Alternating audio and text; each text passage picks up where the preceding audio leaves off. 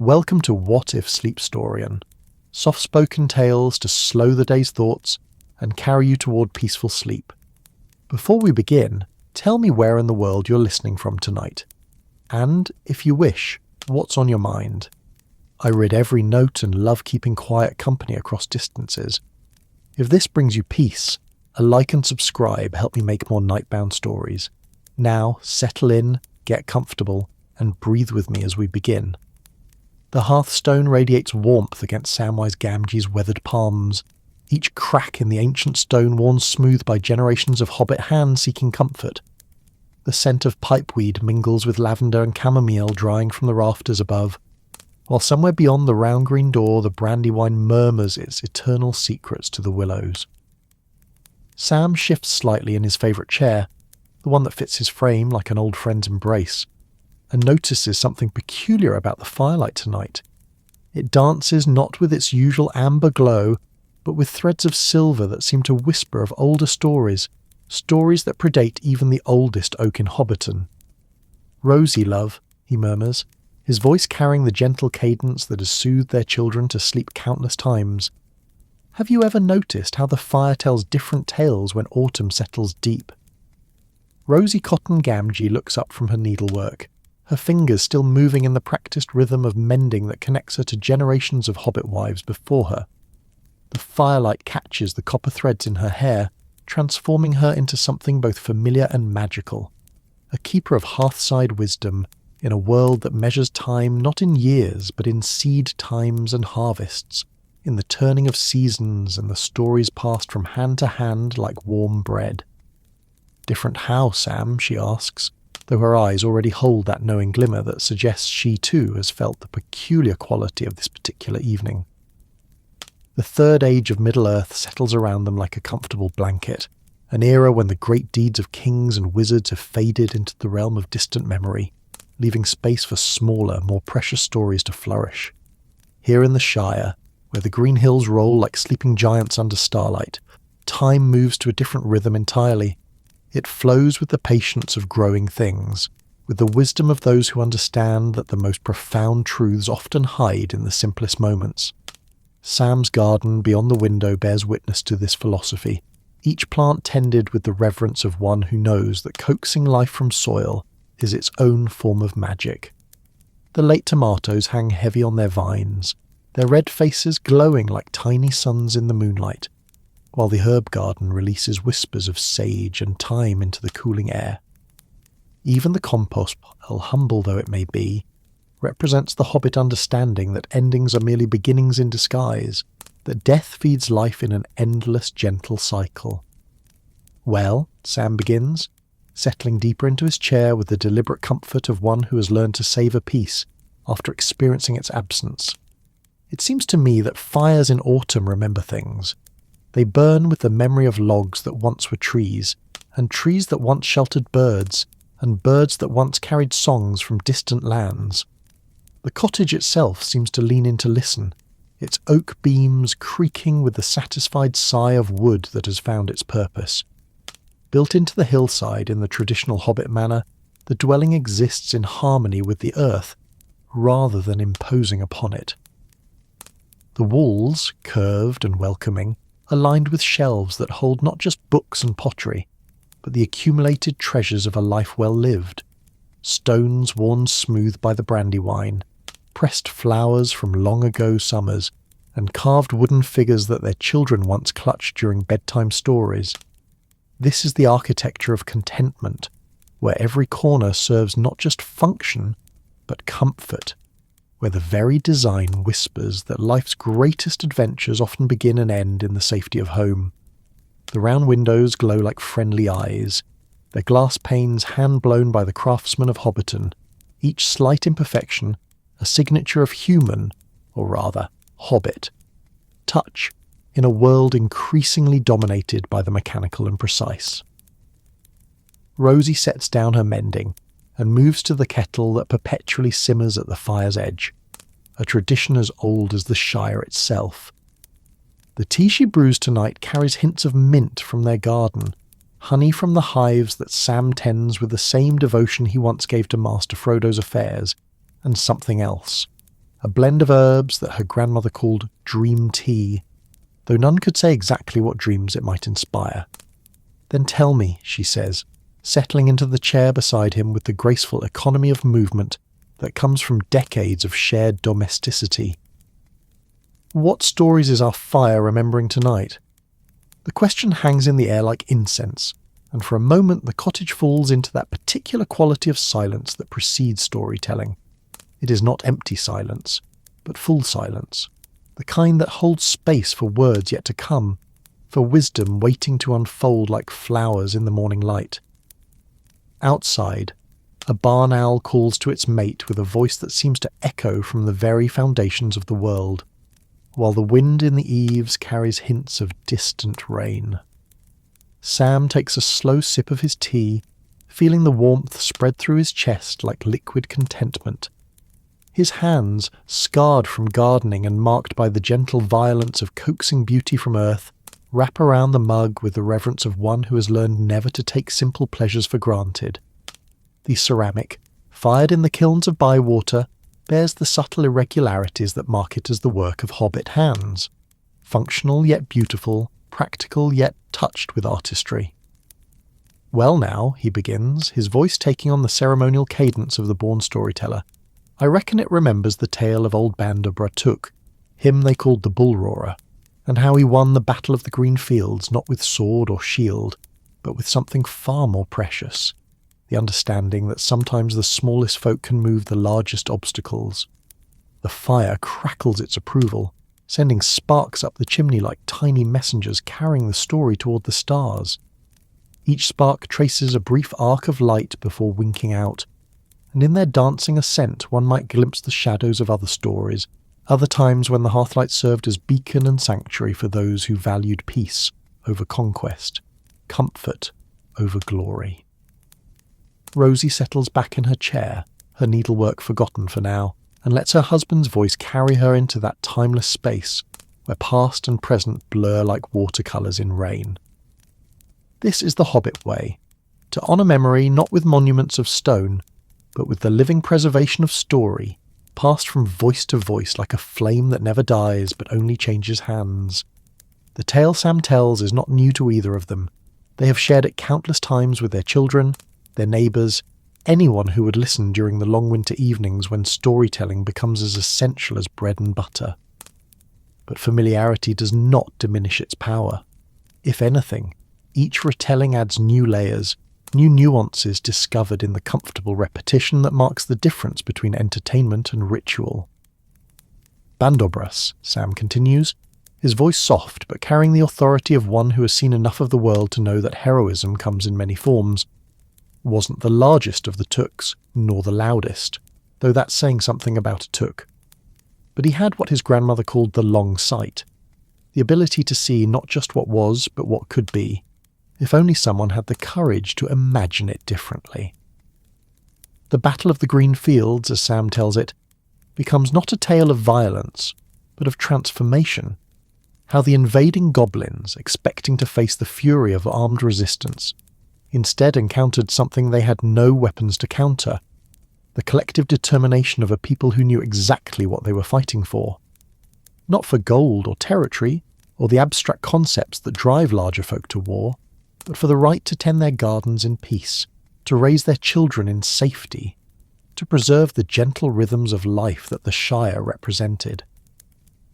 The goblins, you see, Sam explains, his eyes reflecting the firelight like windows into distant scenes. They understood greed, and they understood fear, but they'd never encountered a people whose strength came from contentment. When they saw the hobbits standing firm, not with hatred in their hearts, but with the quiet resolution of gardeners protecting their plots, well, it fair confused them into retreat. Rosie smiles at this interpretation, knowing that her husband's version of history tends to emphasise the virtues he holds most dear. But truth, in the Hobbit understanding, is not always about strict accuracy of fact. Sometimes it is about the accuracy of feeling, the preservation of the essential spirit that makes a story worth remembering. Outside their window, the Shire settles into the deep quiet of autumn evening. The last of the harvest has been gathered.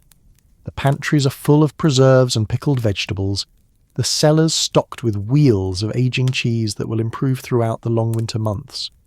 This is prosperity of a different sort than the gold counting that occupies the minds of kings and merchants, prosperity measured in sufficiency, in the certainty that there is enough, and that enough is plenty. The hobbit holes that dot the hillsides glow with their own hearth fires now, each one a small sun in the darkness, each representing a family gathered in similar comfort.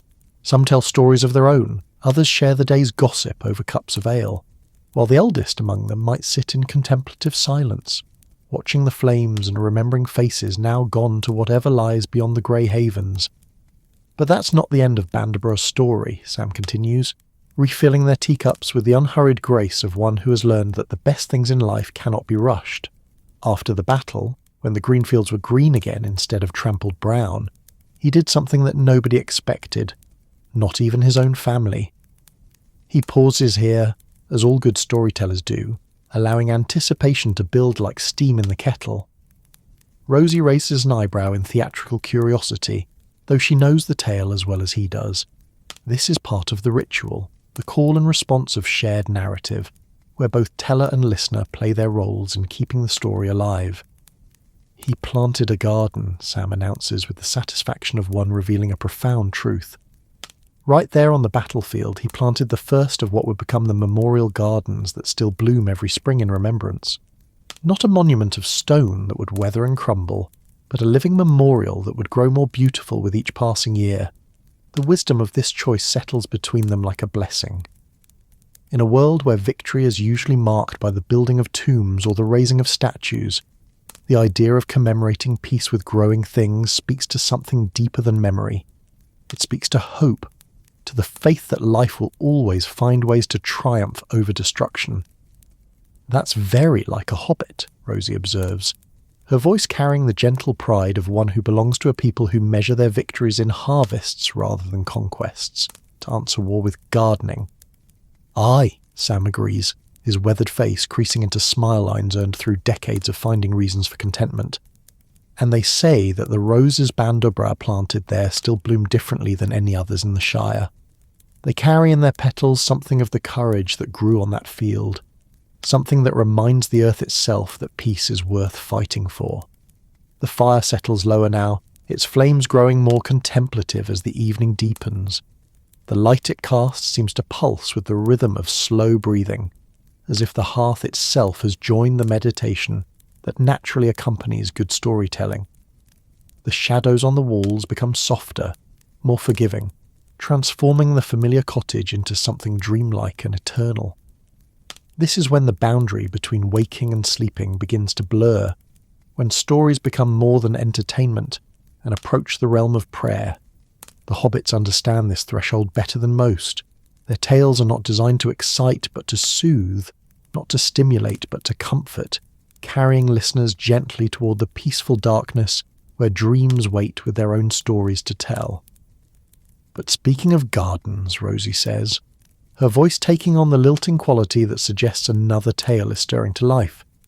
Did I ever tell you about Great Aunt Peie and the singing carrots of Binbol Wood? Sam's eyes brighten with anticipation, though this is a story he has heard before. In the Hobbit tradition, repetition does not diminish enjoyment but enhances it, like returning to visit an old friend whose company never grows tiresome. Each telling reveals new details, new connections, new reasons to cherish the familiar wisdom that connects them to their ancestors and to each other. Now that, he says, settling more comfortably into his chair, sounds like a tale worth hearing on a night when the fire remembers things. The cottage seems to agree, its timbers creaking a soft accompaniment, as Rosie begins her own weaving of words and memory. The tea grows cooler in their cups, the fire burns lower in the grate, and outside the round window, the first stars of evening begin their ancient dance across the velvet sky. Great Aunt Peie, as Rosie tells it, was a hobbit of particular determination, and even more particular eccentricity, which in the Shire often amounted to the same thing. She lived alone in a cottage at the edge of Binbol Wood, where the cultivated lands of Hobbiton gave way to the wilder spaces where oak and ash trees held court over shadows that might contain anything from deer to the occasional wandering wizard. She talked to her vegetables, Rosie explains, her needle resuming its gentle rhythm through the fabric as she speaks, creating a soft counterpoint to her words. Not in the way that gardeners do, encouraging words and gentle scolding when the slugs get at the lettuce. No, Aunt Peie held proper conversations with her plants, as if they were neighbours who'd stop by for tea. The peculiarity of this behaviour, in a culture that prided itself on sensible eccentricity, was not that she talked to vegetables. Many hobbits did that, but that she genuinely seemed to expect them to answer. And according to family legend, passed down through 3 generations of increasingly sceptical relatives, sometimes they did. The carrots were the most talkative, Rosie continues, her voice carrying the mixture of affection and gentle mockery that hobbits reserve for their most beloved family oddities. They'd sing to her in the early morning, when the dew was still heavy and the earth soft enough for their voices to carry. Little melodies about the sweetness of soil and the weight of growing, harmonies that seemed to rise from the very roots of the world. Sam nods appreciatively at this image, understanding better than most the intimate relationship between gardener and garden. He has felt in his own careful tending moments when the communication between human and plant seemed to transcend the merely practical. Not conversation, perhaps, but something subtler, a recognition, a partnership in the ancient collaboration between will and earth that produces beauty from seeming nothing. What did they sing about, he asks, though the question is really an invitation for Rosie to expand her tale into the comfortable territory of the completely impossible, made perfectly reasonable through the alchemy of good storytelling. Oh, practical things mostly, Rosie replies with the matter-of-fact tone that makes the fantastic seem inevitable. Warnings about early frost, gossip about the turnips who thought themselves too grand for the root cellar, complaints about the rabbits who showed no proper respect for garden boundaries. She pauses in her stitching to take a sip of tea, using the moment to gauge the mood of her audience. Sam's face bears the expression of someone prepared to believe in singing carrots for the duration of the story, if only because the alternative, interrupting a perfectly good tale with questions of plausibility, would be far less satisfying than simply accepting the magic and seeing where it leads. But sometimes, Rosie continues, her voice dropping to the confidential tone reserved for the most treasured parts of any family legend, they'd sing about deeper things, about the memories held in soil that had nurtured plants for generations, about the conversations between root systems that stretched beneath the entire Shire like a vast network of whispered news. This idea settles between them with the weight of something that might actually be true, or at least true enough to matter. The notion that the earth itself might hold memory, that plants might share information through channels invisible to human perception, speaks to the hobbit understanding of community that extends beyond the merely social to encompass all of life's interconnected systems. And did she learn anything useful from all this vegetable conversation? Sam asks, playing his role as the practical questioner who keeps fantastical tales grounded in the everyday concerns that give them meaning. Indeed she did, Rosie confirms with satisfaction. Aunt Peie's garden became the most productive in 3 townships. Her vegetables grew larger and sweeter than anyone else's. Her harvest lasted longer into the winter, and her preserves were so flavourful that people would trade good wool and fine pottery just to have a jar of her pickled beets. The success of Great Aunt Peie's unusual methods speaks to one of the Shire's most cherished beliefs, that wisdom often comes disguised as foolishness, that the people others dismiss as slightly touched might actually be touching something profound. In a culture that values both conformity and individuality, eccentricity is tolerated and even celebrated when it produces tangible benefits for the community. But the real treasure, Rosie continues, her voice taking on the reverential tone reserved for the moral centre of any properly constructed tale, wasn't the extra-large turnips or the prize-winning squash. It was the fact that she was never lonely, never truly alone, as long as she tended her garden with love and listened with genuine attention to what it might have to tell her. This truth resonates in the warm cottage like the echo of a church bell, settling into corners and crevices where it can work its quiet magic on hearts, prepared to receive it.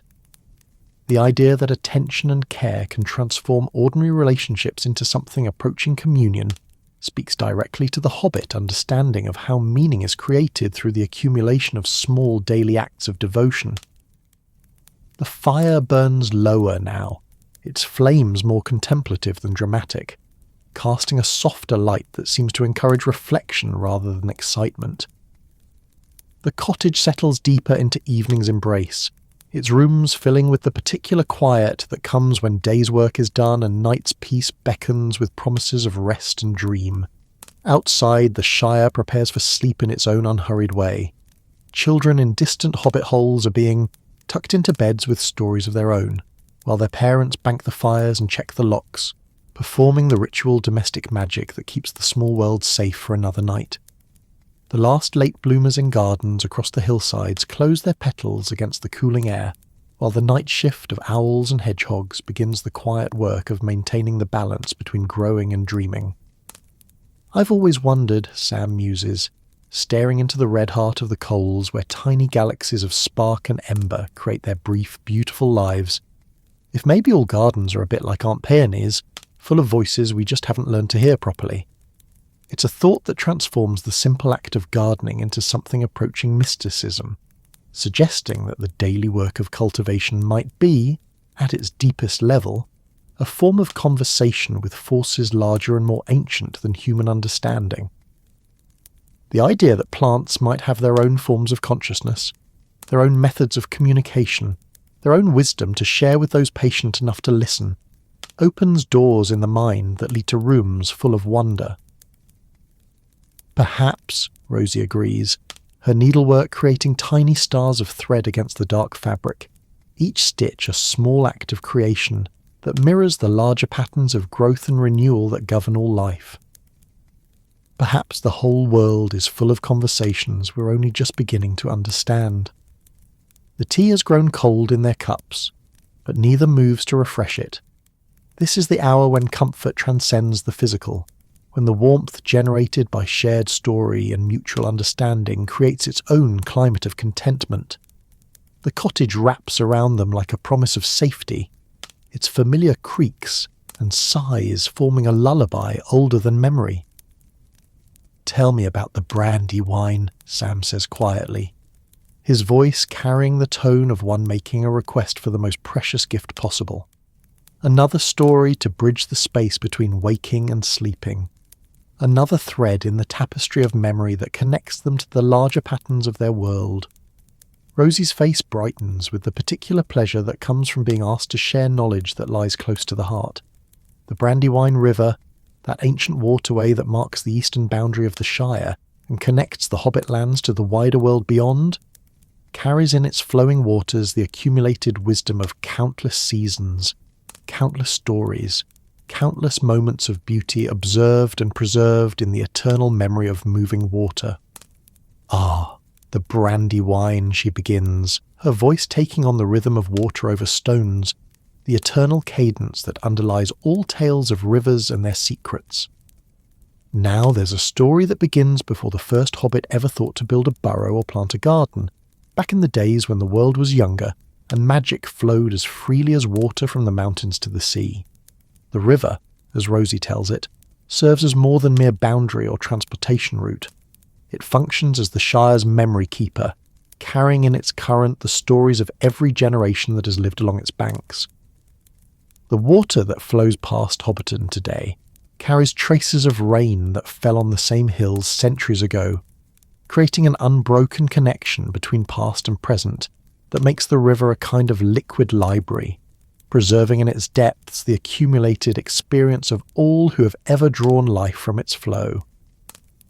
The old wives say, Rosie continues, her needle catching the firelight as it moves through fabric with the precision of long practice, that if you know how to listen properly, you can hear in the river's voice the echo of every important moment that ever happened along its banks. Every wedding feast where the bride and groom threw flowers into the current for luck, every harvest celebration where children splashed in the shallows while their parents shared ale and stories on the bank. This notion of the river as repository of collective memory transforms the simple act of walking along its banks into something approaching pilgrimage. The water becomes not just a resource for irrigation and transportation, but a connection to the continuity that gives individual lives their meaning within the larger pattern of community and tradition. But more than that, Rosie adds, her voice dropping to the whisper that contains the most important secrets. They say the river remembers the future as well as the past, carrying in its flow hints of what is yet to come for those who have learned to read the signs properly. Sam shifts in his chair, settling deeper into the comfortable hollows worn by years of evening conversations just like this one. The idea that time might flow like water, carrying past and future in the same eternal current, speaks to something deeper than philosophy. It speaks to the intuitive understanding that all moments exist simultaneously in the mind of the world, separated only by the limitations of human perception. What kind of signs? He asks, though his voice carries the drowsy quality that suggests the question comes more from the desire to keep the story flowing than from any urgent need for specific information. Ripples that move against the current, Rosie replies, her words taking on the hypnotic quality of water itself, flowing and gentle and impossible to grasp directly. Mist that rises when the air is clear and dry. Fish that swim in patterns that seem to spell out words in languages older than speech itself. These images settle into consciousness like sediment in still water, creating layers of meaning that will resurface in dreams and quiet moments of contemplation. The boundary between metaphor and literal truth becomes irrelevant in the face of beauty that speaks directly to the part of the mind that thinks in symbols and recognizes truth through resonance rather than logic. The cottage grows quieter as the evening deepens, its walls seeming to lean in closer, as if to contain the stories more securely, to preserve them in the amber of shared attention until they can be passed on to the next generation of listeners. The fire burns lower, its light becoming more intimate, transforming the familiar room into a sanctuary where ordinary time gives way to the eternal present of well-told tales. My grandmother, Rosie continues, her voice soft as moth wings against window glass, used to take me down to the riverbank on nights when the moon was dark, when the water ran black as velvet and reflected the stars like scattered diamonds. She'd sit on her favourite log, worn smooth by decades of her patient watching, and teach me to listen for the river's voice beneath the sound of its flowing. The image conjures itself with perfect clarity. An old hobbit woman and a young girl sitting in comfortable silence beside moving water, both learning to hear the difference between the surface chatter of current over stone and the deeper voice that carries meanings too subtle for ordinary speech. This is education of the most profound sort. Not the transfer of information, but the cultivation of attention, the development of the inner ear that can detect harmony in apparent chaos. And did you hear it? Sam asks, though his question comes wrapped in the gentle drowsiness that marks the transition from active listening to the receptive state, where stories work their deepest magic. Sometimes, Rosie admits, her needle moving in slower, more contemplative rhythms now, creating patterns that seem to mirror the flow of water over stones, the eternal dance of current and obstacle that shapes both riverbed and story. On the clearest nights, when the air was still and my heart was quiet, I could hear something beneath the water sound. Not words exactly, but something like music, something like memory made audible. The description hovers between sense and nonsense, between the literally true and the metaphorically perfect, creating space for listeners to supply their own understanding of what it might mean to hear the voice of flowing water. This is the gift of good storytelling, not to dictate meaning but to create conditions where meaning can emerge naturally, like flowers from well-tended soil. What did it sound like? Sam whispers, his voice barely audible above the soft crackling of the settling fire. Like lullabies, Rosie replies, her words flowing with the same gentle rhythm as the water she describes. Like all the lullabies that mothers have ever sung to their children, blended together into one vast, soft song that promises safety and rest, and dreams filled with beauty rather than fear. The fire shifts in the grate, sending up a shower of sparks that dance briefly in the chimney before disappearing into the darkness beyond. Each tiny light traces its own brief arc of existence, and in their dancing ascent one might glimpse the shadows of other stories yet to be told. other evenings yet to be shared beside fires that burn with the accumulated warmth of countless peaceful moments. Outside, the Shire settles into the deep quiet of night, its rolling hills transformed by darkness into something both familiar and mysterious. The hobbit holes glow like fireflies scattered across the landscape, each one a small beacon of domestic contentment, each representing a family gathered in similar peace around their own hearth, sharing their own stories, creating their own threads in the vast tapestry of community memory that keeps the small world whole. The river knows things, Rosie continues, her voice taking on the quality of water itself, flowing, persistent, finding its way around obstacles through patience rather than force. It knows about the deep places where the old magic still sleeps, waiting for the right moment to wake and work wonders that will remind the world that not everything beautiful has been lost to time and forgetting.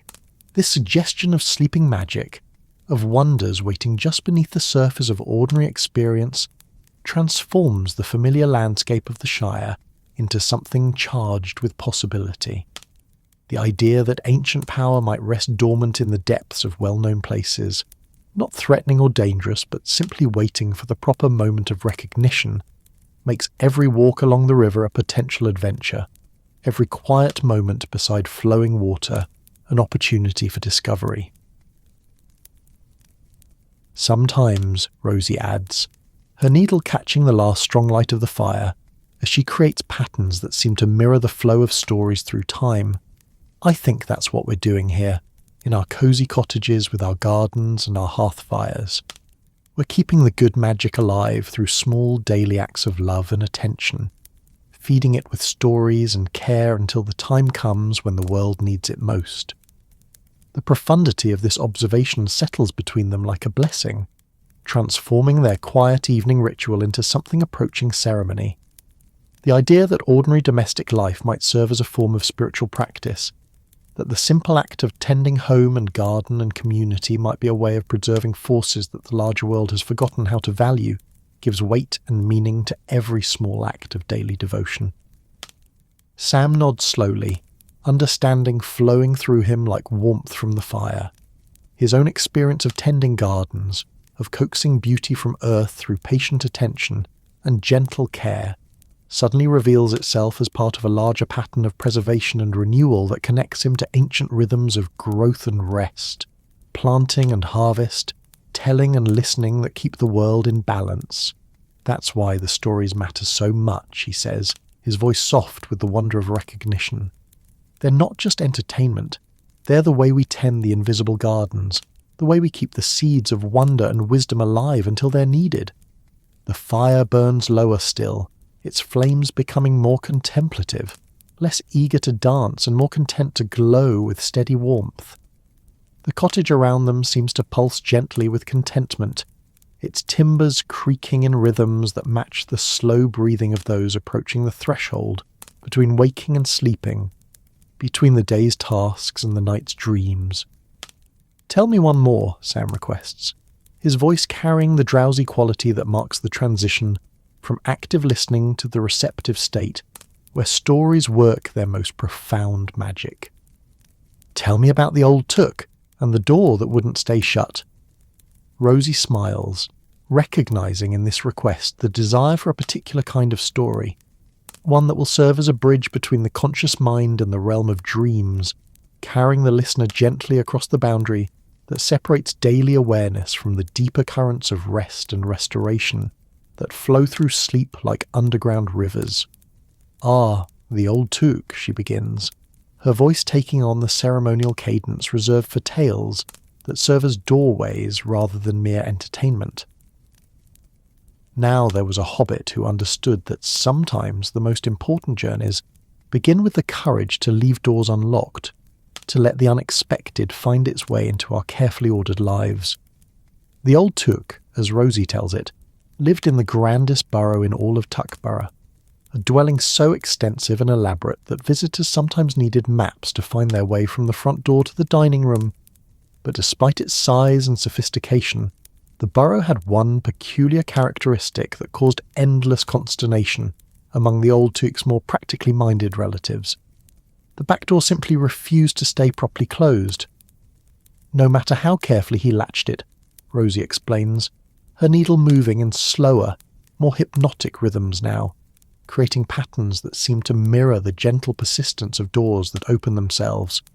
No matter how firmly he barred it or how securely he locked it, every morning he would find it standing wide open, as if the house itself had decided that fresh air and possibility were more important than security and predictability.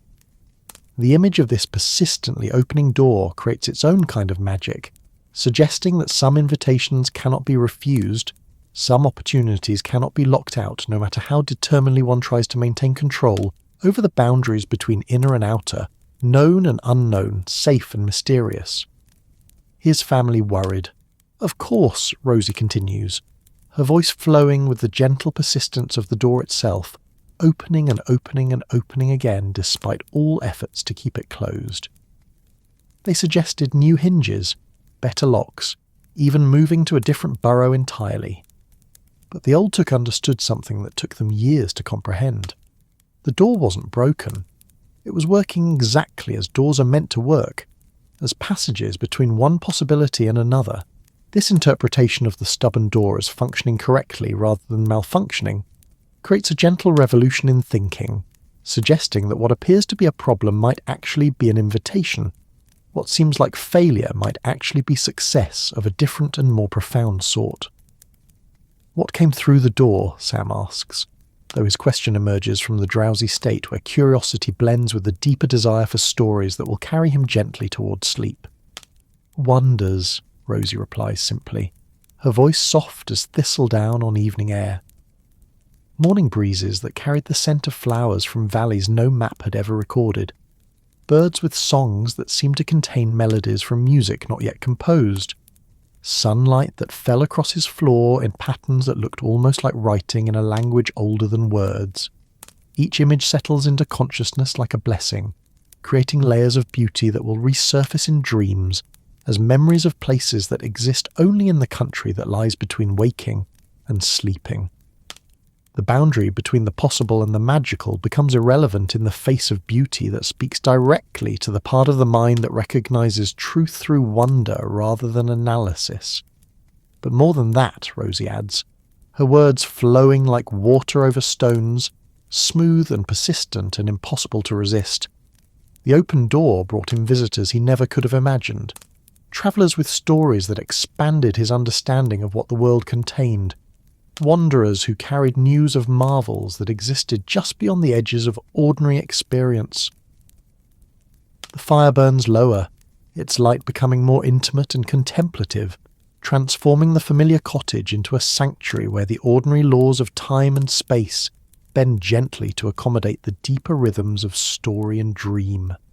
The shadows on the walls grow softer, more forgiving, creating spaces where the impossible becomes inevitable, and the magical reveals itself as simply another aspect of truth. And did he ever try to close it again? Sam whispers, his voice barely audible above the soft settling of coals in the grate. Never, Rosie confirms, her needle moving in patterns that seem to mirror the opening and closing of doors that exist in the spaces between sleeping and waking. He learned to trust that some invitations are too precious to refuse, some possibilities too beautiful to shut out, even when we can't predict what they might bring or where they might lead.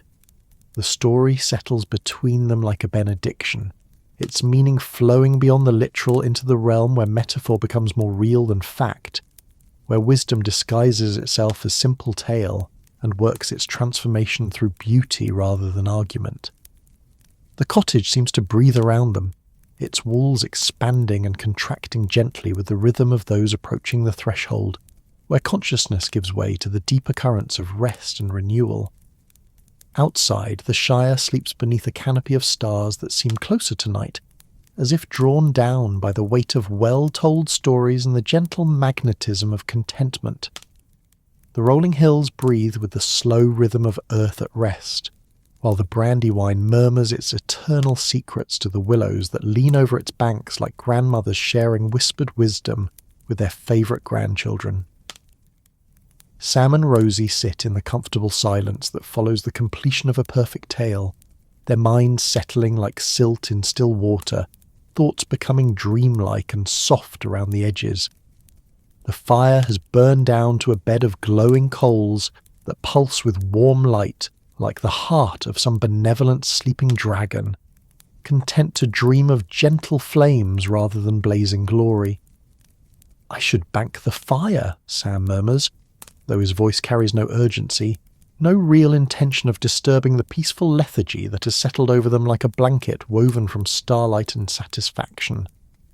"In a moment," Rosie agrees, her needlework lying forgotten in her lap as she gazes into the red heart of the coals where tiny galaxies of ember and ash create their brief, beautiful dance. "I was just thinking about something my grandmother used to say about fires like this, how they're not really ending but just changing form, becoming the warmth that follows us into sleep and the dreams that warm us through the night."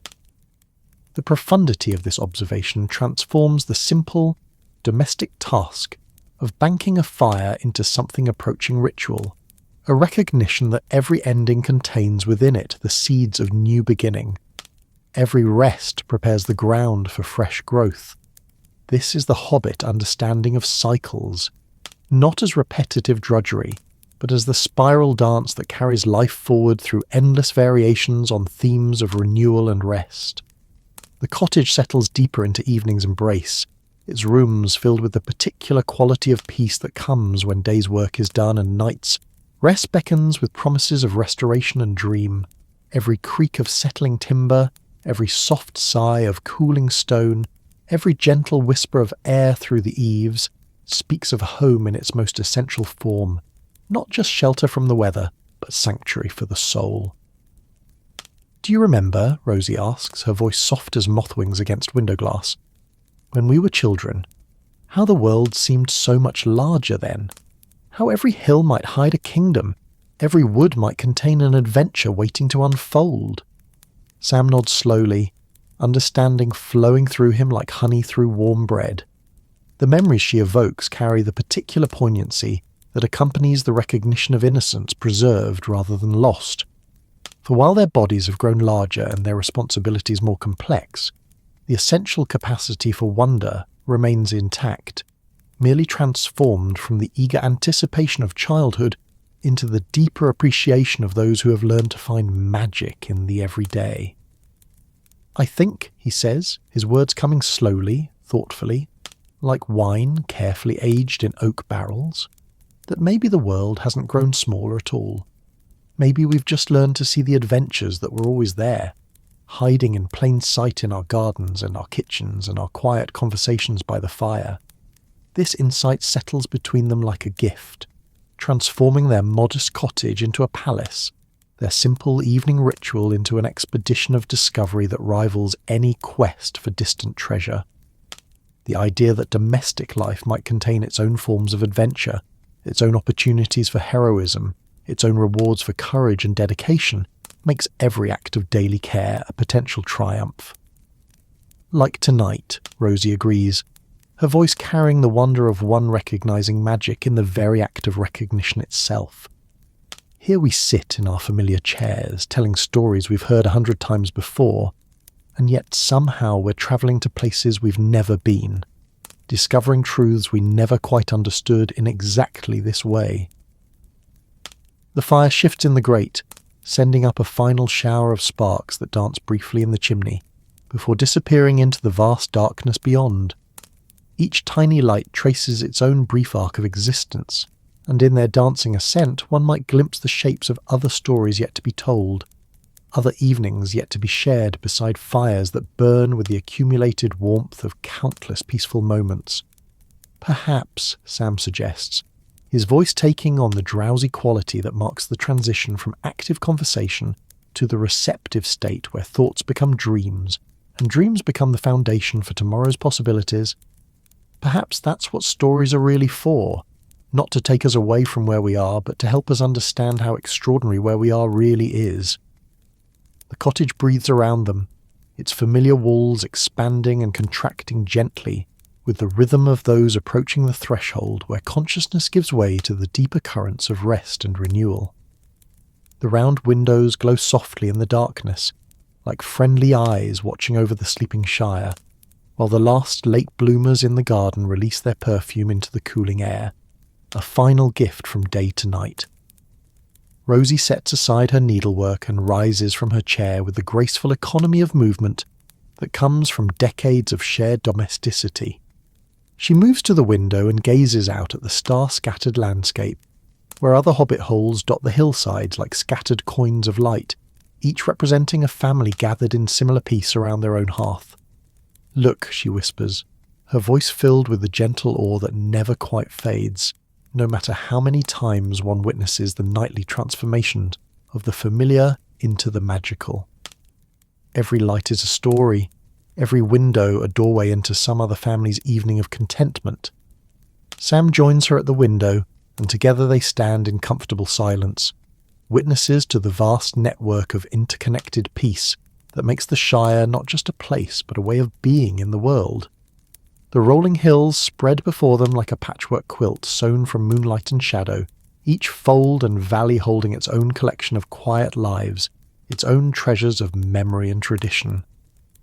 "I think," Sam says softly, his breath fogging the glass with the warmth of his words, "that if you listened very carefully on a night like this, you might hear all the stories being told around all those fires, blending together into one vast, gentle song that rises from the earth itself. The image conjures itself with perfect clarity, the accumulated stories of an entire people flowing together like tributaries joining a great river, creating a current of shared memory and common understanding that connects every individual tale to the larger narrative of community and continuance. This is the Hobbit gift to the world, not grand gestures or heroic deeds, but the patient cultivation of the small daily acts of love that keep the fabric of civilization whole. A lullaby," Rosie agrees, her voice soft as thistledown on evening air. The Shire's own lullaby, sung by every voice around every hearth, carrying all of us gently towards sleep and dreams filled with more beauty than any single mind could imagine alone. The fire burns lower still, its flames becoming more contemplative than dramatic, casting a softer light that seems to encourage reflection rather than excitement. The cottage settles deeper into night's embrace, its rooms filling with the particular quiet that comes when day's work is done, and rest beckons with promises of restoration and renewal. "Shall we bank the fire properly now?" Sam asks, though his voice carries no urgency, no real desire to disturb the peaceful lethargy that has settled over them like a blanket woven from starlight and satisfaction. "Yes," Rosie agrees, though she makes no immediate move toward the hearth. But slowly, gently, so it can sleep as peacefully as we will. Together they perform the ancient ritual of preparing fire for night's rest, covering the coals with ash to keep them safe and warm until morning, adjusting the dampers to ensure proper breathing, setting the screen to guard against wandering sparks. Each action carries the weight of tradition, the accumulated wisdom of countless generations who have learned that the proper tending of fire is really the proper tending of home, of family, of the precious continuity that makes individual lives meaningful within the larger pattern of community and tradition. "There," Sam says with satisfaction as he completes the final adjustments. "Now it can dream with us, and perhaps tomorrow its dreams will kindle new stories to share around a new fire." The cottage falls into the deep quiet that precedes sleep, its walls seeming to lean in closer, as if to contain the peace more securely, to preserve it in the amber of shared contentment, until morning light returns to wake the world to new possibilities. The familiar creaks and sighs of cooling timber create their own gentle lullaby, while outside the round windows the Shire settles into dreams beneath a sky scattered with stars that seem to pulse in rhythm with the breathing of all who sleep safely in their beds. Rosie moves through the cottage with the quiet efficiency of one who has learned to prepare for rest, without disturbing the fragile tranquility that makes the transition from waking to sleeping as smooth as water flowing over worn stones. She checks the locks more from habit than necessity, in a land where the greatest danger is usually a neighbour's garden gate, left carelessly open, and draws the curtains against the night air that grows cooler with each passing hour. The garden will be heavy with dew tomorrow, she observes, pausing at the kitchen window to gaze out at the plot, where Sam's careful tending has created a small paradise of vegetables and flowers, herbs and fruit trees that exist in perfect harmony with the natural rhythms of growth and rest. Aye, Sam agrees, following her gaze to the moonlit garden where shadows and silver light create a landscape that seems to exist in the borderland between the familiar and the magical. The late tomatoes will be grateful for the moisture, and the herbs will release their fragrance all the sweeter for having been kissed by the night air. The garden, visible through the window as a patchwork of silver and shadow, represents more than mere practical cultivation. It serves as a living manifestation of the Hobbit philosophy that beauty and utility need not exist in opposition, that the most profound satisfactions come from work that serves both practical need and aesthetic joy. Every plant has been chosen not just for its usefulness, but for its contribution to the overall harmony of the space, creating a composition that pleases the eye as much as it nourishes the body. I dreamed last night, Rosie says suddenly, her voice carrying the soft wonder that accompanies the sharing of particularly vivid nocturnal visions, that I could hear the vegetables talking again, like great Aunt Peie used to claim. Not words exactly, but something like contentment made audible the sound of growing things at peace with their place in the world. The image settles between them like a blessing, transforming the simple act of gardening into something approaching communion, with forces larger and more ancient than human understanding. The idea that plants might have their own forms of contentment, their own methods of expressing satisfaction with the care they receive, opens doors in the mind that lead to rooms full of wonder. Perhaps, Sam suggests, his voice soft with the drowsiness that marks the transition from active thought to the receptive state, where insights arrive like gifts from unknown benefactors. Perhaps that's what we hear when we listen to any well-tended garden, not conversation exactly, but the sound of life finding its proper rhythm, growing and resting and growing again in the eternal dance that keeps the world in balance. The cottage breathes around them, its familiar walls expanding and contracting gently with the rhythm of those approaching the threshold, where consciousness gives way to the deeper currents of rest and renewal. Every timber, every stone, every carefully fitted joint speaks of home in its most essential form. Not just shelter from weather, but sanctuary for the soul, a place where the heart can rest between adventures and the mind can process the day's experiences in the gentle warmth of shared solitude. "Come," Rosie says softly, taking Sam's weathered hand in her own, with the easy familiarity of decades spent navigating life's journeys as partners in the truest sense. "Let's leave the kitchen to its own dreams and find our way to bed, where our own dreams can begin properly." They move through the cottage with the quiet confidence of those who know every floorboard, every doorway, every potential obstacle that might disturb the peaceful progression toward rest. The familiar geography of their home guides them without conscious thought, leaving their minds free to settle into the gentle lethargy that precedes sleep, the soft dissolution of daily concerns into the deeper currents of restoration and renewal.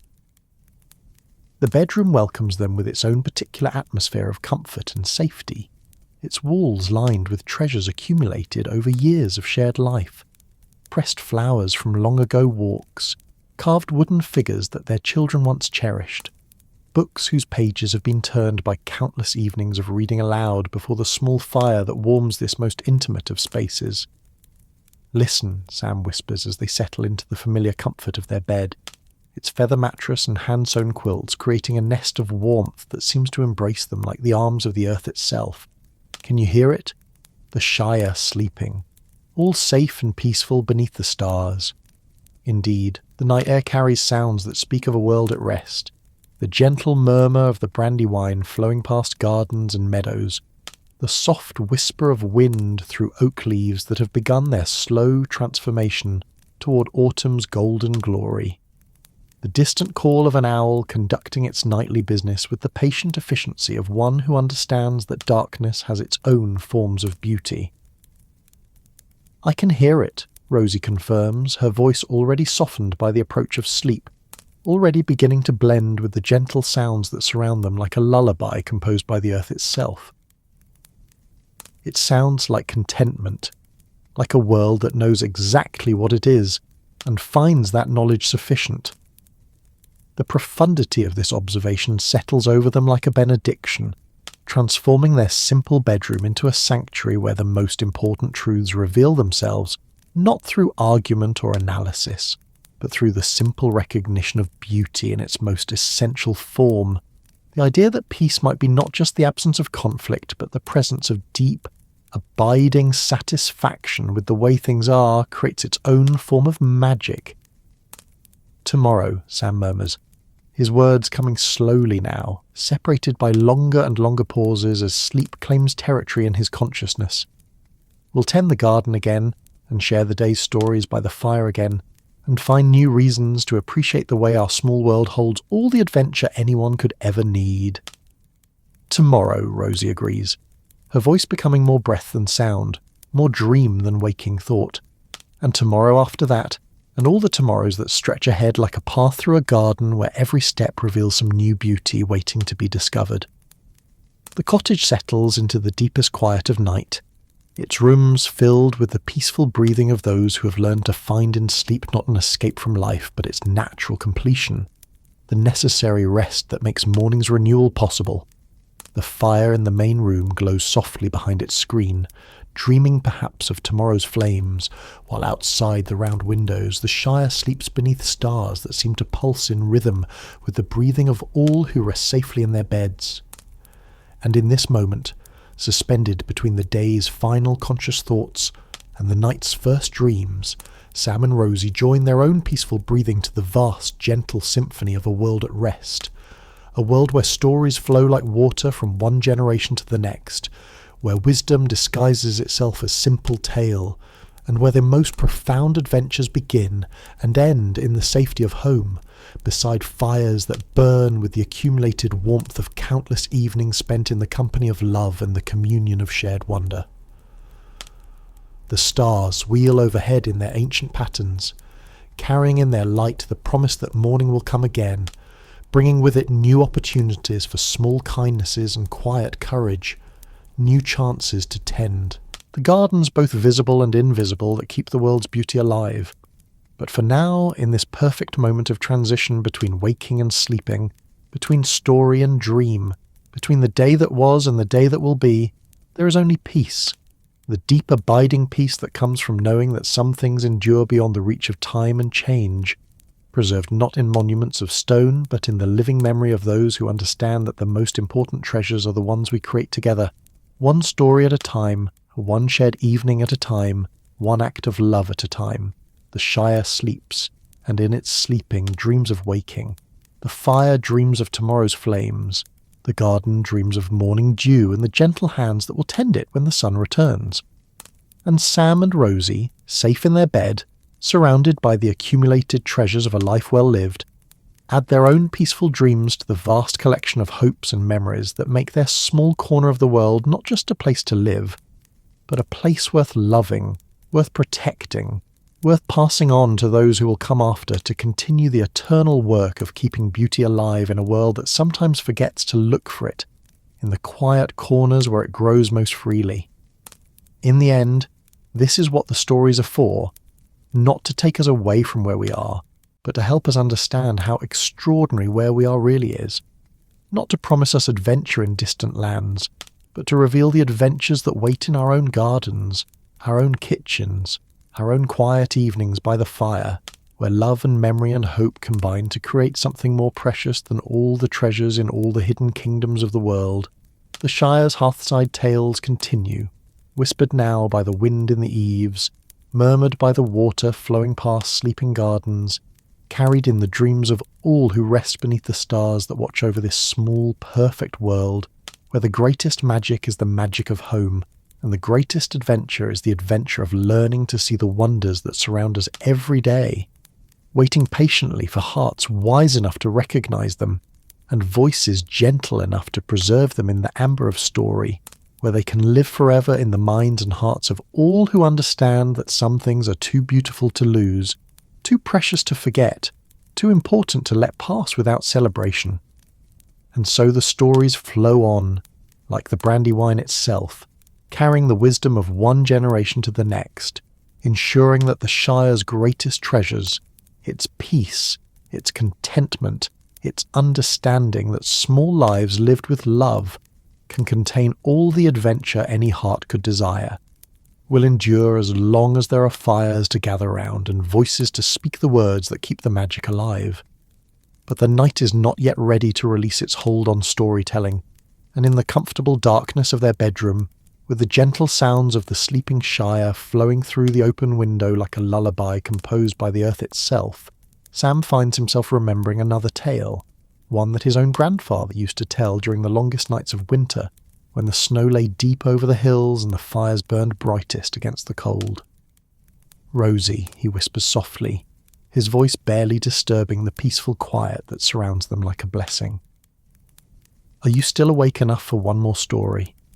I was just thinking about old Gerontius, and the night the stars came down to dance in his garden."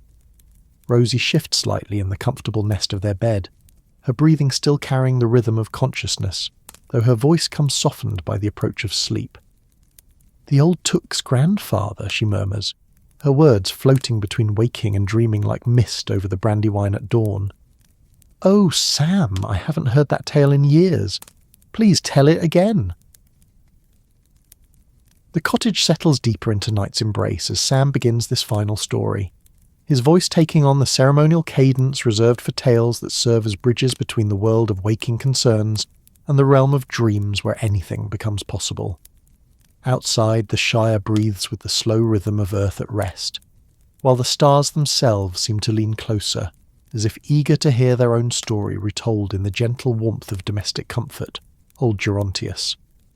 "Took," Sam begins, his words flowing like honey through warm milk, "was a hobbit of particular wisdom, and even more particular stubbornness, which among the Tooks often amounted to the same thing. He lived in the days when the Shire was younger, and the boundary between the everyday and the magical was thinner than morning mist, when wonders walked more freely through the world, and even the most practical hobbit might encounter something that would change his understanding of what was possible forever. The image of this ancient hobbit conjures itself with perfect clarity, a figure both familiar and mysterious, rooted in the soil, of the Shire yet touched by something larger than the concerns of ordinary life. This is the gift of good genealogy, not just the preservation of names and dates, but the cultivation of character, the passing down of stories that transform ancestors from mere historical figures into living presences who continue to influence and inspire long after their physical forms have returned to the earth. Gerontius was known throughout the Shire for his garden, Sam continues, his voice carrying the reverence that hobbits reserve for truly exceptional cultivation. Not just for its size, though it was vast, stretching from his front door to the edge of Took Bank and from the old oak grove to the stream that feeds the mill pond. No, his garden was famous for something far more precious than mere abundance. It was famous for its beauty, beauty so profound that even the birds would pause in their singing to gaze upon his roses, beauty so pure that the very air above his flowers seemed to shimmer with something approaching joy. This description transforms the simple act of gardening into something approaching art, suggesting that the careful tending of growing things might serve as a form of prayer, a way of participating in the ongoing creation of the world through acts of nurture and attention. The idea that beauty itself might have the power to stop time, to create moments of pure appreciation that transcend the merely practical concerns of daily life, speaks to the hobbit understanding that aesthetic joy is not luxury, but necessity. But the true secret of Gerontius's garden, Sam adds, his voice dropping to the whisper that contains the most important revelations, was not in his skill with soil and seed, remarkable though that was. The secret lay in his understanding that gardens exist not just in daylight, but in the mysterious hours of darkness when the moon casts silver shadows, and the stars look down upon the earth with the patient attention of ancient grandparents watching over sleeping children. The notion of nocturnal gardening opens doors in the imagination, suggesting forms of cultivation that extend beyond the merely physical into realms where moonlight and starlight become nutrients as essential as water and soil. This is the territory of the mythical made practical, where wonder disguises itself as agricultural wisdom, and magic reveals itself through the patient observation of natural cycles. Every night, Sam continues, his words flowing with the gentle persistence of water finding its way through stone. After the last light had faded from the western hills and the first stars had begun their eternal dance across the velvet sky, old Gerontius would take his watering can and his pruning shears and make his way through his garden by moonlight, tending to tasks that could only be properly accomplished in darkness. The image of this solitary figure moving through moonlit garden paths creates its own form of beauty, transforming ordinary maintenance into something approaching ceremony. The idea that some forms of care can only be given in darkness, that certain types of attention require the special conditions that night provides, suggests depths of understanding that extend far beyond conventional horticultural wisdom. He would water the night-blooming jasmine with dew collected from spiderwebs at dawn, Sam explains, his voice taking on the hypnotic quality of moonlight itself, flowing and gentle and impossible to grasp directly. He would whisper encouragement to the evening primroses as they opened their petals to catch starlight. He would sit quietly beside the pond where the water lilies floated like fallen stars, listening to the conversations between the frogs and the night-flying insects that most people never learn to hear. Each detail adds another layer to the picture of a man who has learned to work in partnership with forces that operate according to their own mysterious schedules, who understands that the most profound forms of cultivation require not just knowledge of technique, but sensitivity to timing, not just skill with tools, but openness to wonder. But the most remarkable thing Gerontius did in his nighttime garden, Sam continues, his voice soft as moth wings against window glass, was something that even his own family found difficult to believe, though they witnessed it with their own eyes on the night when the stars decided to come down and dance among his flowers. The fire in the distant hearth shifts quietly in its grate, sending a gentle warmth through the cottage that seems to pulse in rhythm with the telling of this tale. The familiar walls of the bedroom seem to expand slightly, making room for wonder, creating space where the impossible becomes inevitable, and the magical reveals itself as simply another aspect of truth waiting to be recognized. It happened during the longest night of winter, Sam explains, his words flowing like a river of starlight through the comfortable darkness. The snow lay deep over all the Shire, transforming the familiar landscape into something that belonged as much to dreams as to waking life. The cold was sharp enough to make the stars ring like crystal bells when the wind touched them, and the moon hung full and bright above the white hills like a lantern lit by someone who understood that even winter nights need beauty to make them bearable. The description conjures a landscape both harsh and beautiful, where the very severity of winter creates conditions for a different kind of magic, not the green abundance of summer, but the crystalline clarity that comes when the world strips itself down to essentials and reveals the bone-deep structures that support all growth. Gerontius was in his garden, as always, moving between the snow-covered beds with the patient devotion of one who knows that caring for growing things is a year-round responsibility, not something that stops when the visible growth stops. Sam's voice carries the respect that comes from personal understanding, from his own decades of learning that true gardening involves relationship rather than mere technique. He was checking the roses he had carefully wrapped in burlap to protect them from frost, making sure the covers were secure and that the plants beneath were sleeping safely through the winter, Sam continues, creating an image of tenderness that transforms garden maintenance into an act of love. He was spreading extra mulch around the fruit trees, giving them additional warmth to carry them through until spring's return. He was doing all the small, careful tasks that ensure a garden's survival through the dark months when growth happens invisibly, in the secret places where roots gather strength for the explosion of life that will come with a warmer weather.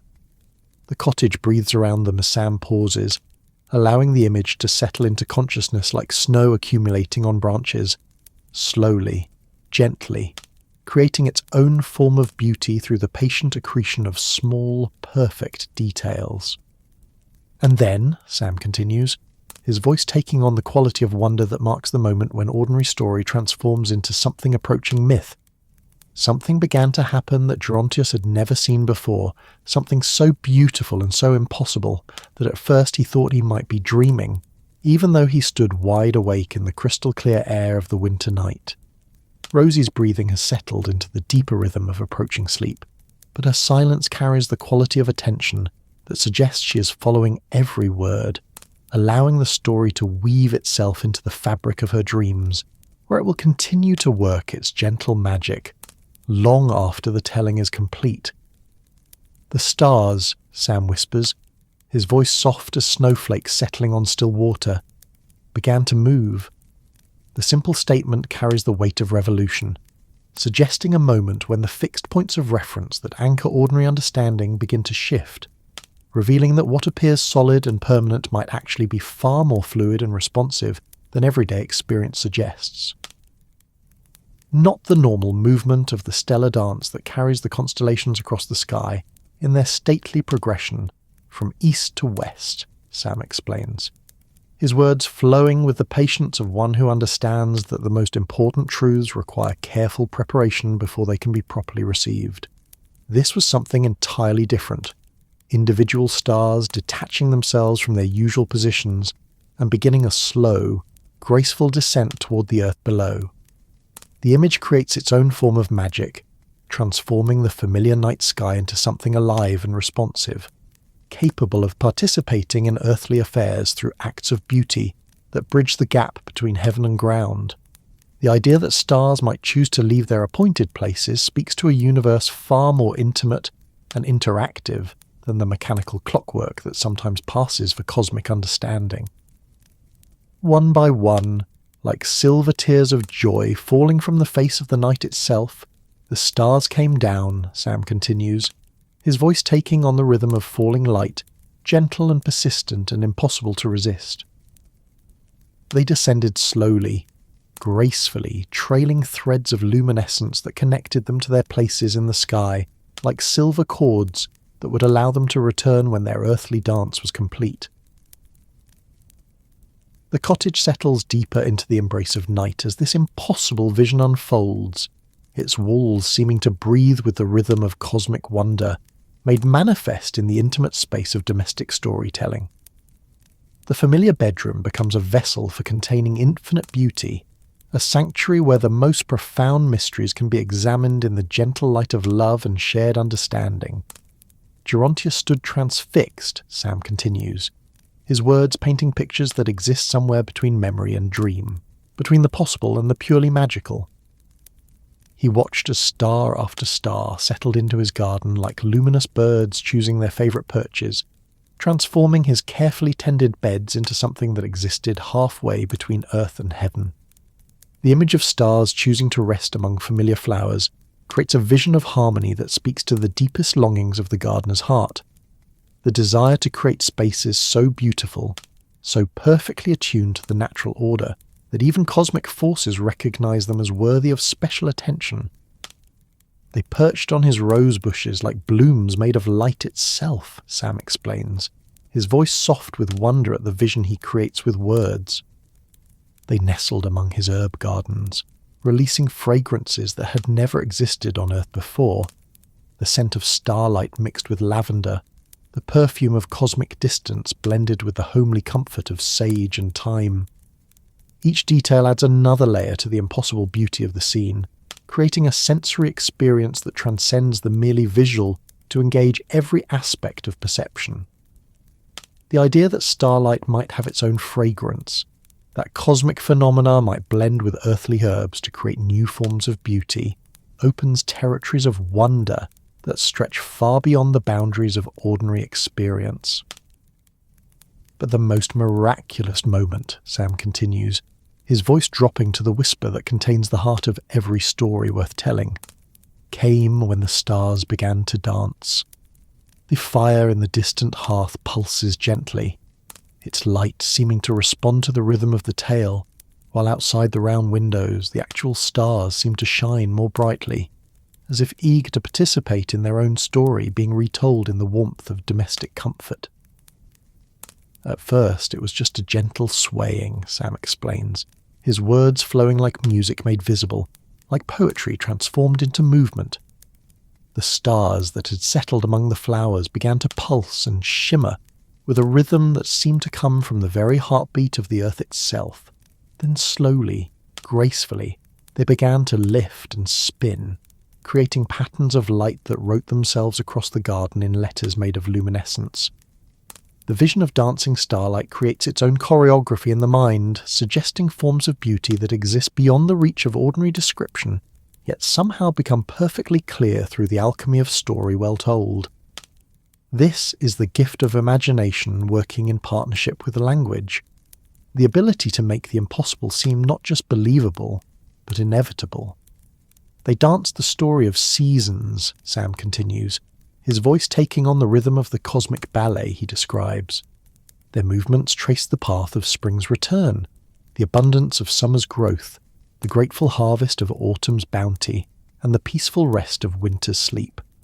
They danced the story of every seed that had ever been planted with hope, every flower that had ever bloomed with joy, every harvest that had ever been gathered with thanksgiving.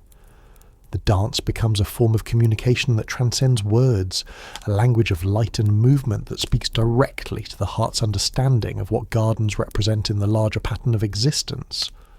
The idea that stars might know and celebrate the simple cycles of growth and rest that govern earthly gardening suggests a universe far more aware and appreciative than the indifferent cosmos of purely mechanical understanding. But more than that, Sam adds, his words flowing with the gentle insistence of truth that cannot be denied.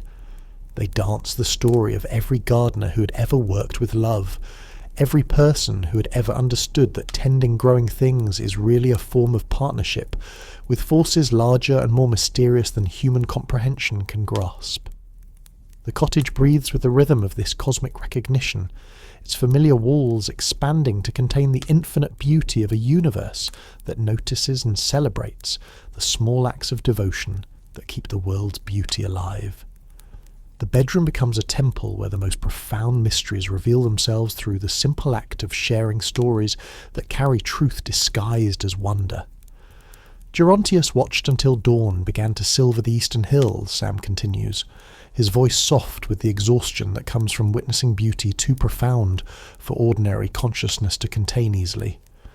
He watched as the stars completed their dance and began their slow ascent back to their appointed places in the sky, trailing threads of gratitude that seemed to bless every plant, every path, every carefully tended corner of the garden they were leaving behind. The return of the stars to their celestial positions creates its own form of sadness and completion, the bittersweet recognition that the most beautiful moments cannot be permanently captured, but must be allowed to flow back into the larger patterns from which they emerged, carrying with them the gift of having been witnessed and appreciated. And when the last star had resumed its place in the fading night sky, Sam concludes, his voice carrying the weight of transformation that marks the end of all properly told tales. Gerontius found that his garden had been changed in ways that no ordinary cultivation could have achieved.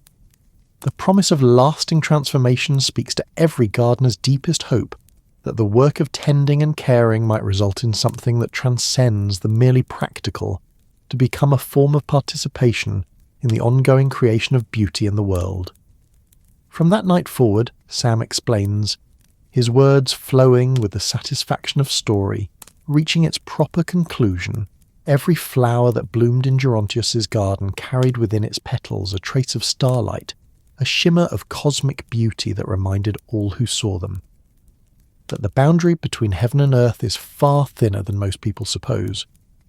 The lasting gift of the stars' visit transforms the garden into something approaching sacred space, a place where the memory of transcendent beauty continues to manifest in forms that can be shared with others, creating ripples of wonder that extend far beyond the original moment of magic. And they say, Sam adds, his voice soft with the particular reverence reserved for family legends that carry the weight of possible truth, that on the clearest nights of winter, when the stars shine bright enough to cast shadows on the snow, you can still see them dancing above the hill, where Gerontius's garden used to bloom, celebrating the memory of that perfect, partnership between earthly care and cosmic appreciation. The cottage falls into the deep quiet that follows the completion of a perfect tale, its rooms filled with the peaceful breathing of those who have been carried by story into the realm where the impossible becomes inevitable, and wonder reveals itself as the most practical response to a universe far more magical than ordinary experience suggests. Outside, the actual stars continue their ancient progression across the sky, their light seeming somehow brighter now, more personal, as if the telling of their story has awakened them to the possibility of new forms of relationship with the earthbound gardeners who work by their light. The Shire sleeps beneath their gentle radiance, its rolling hills and peaceful valleys bathed in silver that carries hints of the cosmic dance that connects all growing things to the larger rhythms of creation and renewal. "Sleep now," Sam whispers, his voice already blending with the gentle sounds of night that flow through the open window, like a lullaby composed by the earth itself.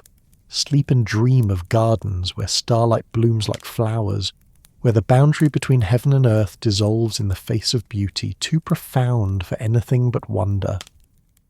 Rosie's breathing has settled into the deep rhythm of approaching dreams, her consciousness already beginning to merge with the story landscape where stars dance among familiar flowers, and the most impossible beauty becomes simply another aspect of truth waiting to be recognized. The comfortable warmth of their shared bed creates its own form of sanctuary, a place where the day's concerns give way to the night's deeper currents of restoration and renewal. The cottage breathes around them, its timber walls expanding and contracting gently with the rhythm of those who have learned to find in sleep not an escape from life, but its natural completion, the necessary rest that makes morning's renewal possible. Every creak of settling wood, every soft whisper of air through the eaves, every gentle sigh of cooling stone speaks of home, in its most essential form, not just shelter from weather, but sanctuary for the soul. And in this perfect moment of transition between story and dream, between the day that was and the day that will be, between the conscious appreciation of beauty and the unconscious processing of wonder that happens in sleep, Sam and Rosie join their own peaceful breathing to the vast, gentle symphony of a world at rest. A world where stories flow like water from one generation to the next, carrying the seeds of wisdom and wonder that keep the garden of human understanding forever in bloom. The stars wheel overhead in their ancient patterns, no longer merely distant points of light, but participants in an ongoing conversation between heaven and earth, between the cosmic and the intimate, between the vastness of space and the precious smallness of home. Their light falls gently on the sleeping Shire, blessing every garden, every hearth, every quiet corner where beauty grows in partnership with love and attention. Sleep comes gently to Hobbiton, carried on the wings of well-told tales, and the promise that tomorrow will bring new opportunities for wonder, new chances to tend the gardens of both earth and memory that make life not just bearable, but beautiful, not just endurable, but endlessly, quietly, perfectly worth living. In dreams, the stars continue dancing, their light weaving itself into the fabric of sleep where all stories become true and all beauty becomes possible.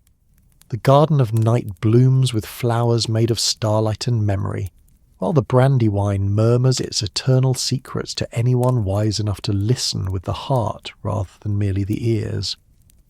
And the Shire's Hearthside tales flow on, whispered now by the wind in the eaves, murmured by the water flowing past sleeping gardens, carried in the dreams of all who rest beneath stars that remember the night they came down to dance among the flowers, when heaven and earth joined hands in celebration of the simple truth that beauty shared becomes beauty multiplied, that wonder witnessed becomes wonder preserved, that love expressed becomes love eternal. The fire dreams of tomorrow's flames, the garden dreams of morning dew, the cottage dreams of waking voices and the gentle sounds of daily life beginning again, and Sam and Rosie sleep the sleep of those who have learned that the greatest adventures are often the quietest ones. The deepest magic is often the most ordinary, and the most profound truths are often the simplest. That home is where the heart finds peace, that stories are how wisdom travels through time, and that love, like starlight, illuminates everything it touches with a beauty that never fades, never fails, never stops dancing in the gardens of those who know how to see it. And so we come to the end of tonight's Hearthside tales, carried gently from the warm cottages of Hobbiton back to wherever you rest tonight. Like the Brandywine flowing past sleeping gardens, these stories will continue their quiet work in the spaces between waking and sleeping, weaving themselves into dreams where starlight blooms like flowers and every garden holds the possibility of wonder. The Shire sleeps now, safe beneath stars that remember the night they came down to dance among earthly blossoms. Sam and Rosie rest in the comfort of shared stories and mutual peace, their cottage glowing softly in the darkness like one small beacon in a vast network of contentment that stretches across rolling hills where other families gather around other fires, telling other tales that preserve the gentle magic of home. Tomorrow the sun will rise over Hobbiton, bringing new opportunities for small kindnesses and quiet courage. Gardens will wake heavy with dew, kitchens will warm with the scent of baking bread, and voices will share the day's first stories over cups of tea that steam like incense in the morning light. The great work of tending beauty in the world will begin again, one careful act at a time, one shared moment at a time, one story at a time. But tonight, in this peaceful darkness, let the Shire's wisdom settle into your own dreams. Let the memory of singing vegetables and dancing stars, of doors that open to wonder and rivers that remember everything, carry you gently toward rest. Know that somewhere in the quiet corners where beauty grows most freely, the ancient partnership between love and attention continues its patient work of keeping magic alive in a world that sometimes forgets to look for it. Sleep well wherever you are. Dream of gardens where starlight grows like flowers, of hearth fires that burn with the warmth of shared stories, of homes where the greatest adventures begin and end in the safety of love. And when morning comes, may you carry with you something of the Shire's contentment, the understanding that the most profound treasures are often the simplest ones, waiting patiently to be noticed by hearts wise enough to recognize them. Until we gather again beside the fire of story, may your own hearthside be blessed with peace, your own garden bloom with beauty, and your own dreams dance with the gentle magic that makes every ordinary moment a small celebration of the extraordinary gift of being alive in a world where wonder never truly disappears, but only waits to be rediscovered by those who remember how to see. Thank you for sharing this quiet evening in the Shire. Rest well and dream sweetly of dancing stars.